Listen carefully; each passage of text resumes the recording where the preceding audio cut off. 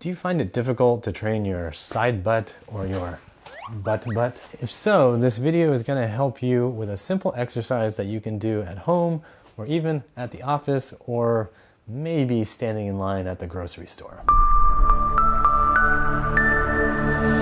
With this exercise, we're going to be targeting the lateral and posterior hip muscles, including the hamstrings. To do this, we just need a wall or a piece of furniture that we can lean against, and we're just going to be bent over with a neutral spinal position. So we don't want an excessive arch, we don't want a big curve in the low back. Once we have our neutral position, we're going to think about bringing one leg back like so. So we're getting just clean hip extension without the back going into an arch. It's very common for people to cheat to bring the leg higher by losing ab engagement and then throwing the pelvis in the anterior tilt. So keep your abs engaged, keep the low back in neutral, and then just slowly bring the leg up. You want to be super conscious of this, and if it just shakes like this as you reach maybe the halfway point, that's totally fine.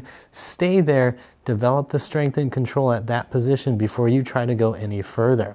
So that's step one, making sure we can get extension and that we don't cheat by starting to twist or turn or even bring the leg out to the side. We just want to be able to come straight back.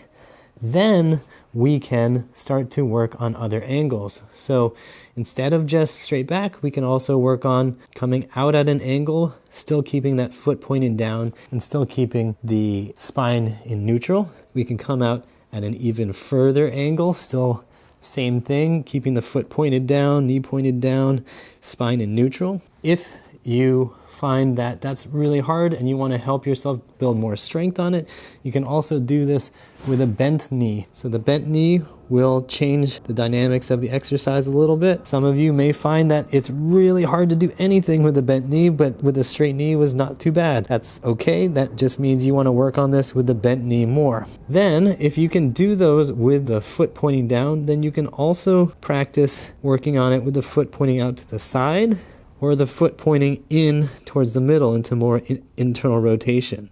So foot pointing out is external rotation, foot pointing in is internal rotation. And you want to have control over your hip muscles in all those possible positions. From there, we can also think about working on abduction. So instead of going back, we can go straight out to the side like so. And that'll work the lateral hip muscles. We can also work at angles, just like we did earlier. And what you can do to make this more interesting and hit multiple muscles when you're doing this is kind of mix it up. So you could go out just straight to the back, then maybe you go out to the side. So you'll be working different portions of your hip muscles, and that's a-okay, that's totally fine. You could also turn this into a swinging motion where you're going through a big arc, going back and forth. You could try different points along the arc. You just want to work on maintaining ab engagement, neutral spine, and then moving the leg throughout all these pieces of the range of motion, bent knee, straight knee, and making sure especially that you can get hip extension here and hip abduction cleanly so that you can do other exercises really well too.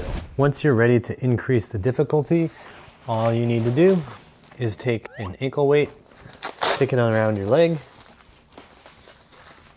and then continue doing the exercise the same way you were before, but with the added weight. You can add 2 pounds, 3 pounds, 5 pounds, 10 pounds. Just keep working on improving your control in all those different positions.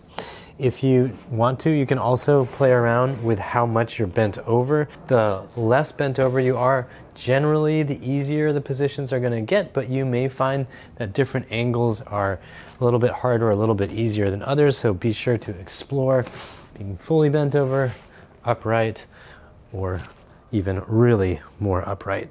All of those are perfectly acceptable and will help you develop hip extension and hip abduction in really helpful and healthy ways. Now you've got some simple ideas to help you keep your butt and hamstrings alive while you are at home or at the office.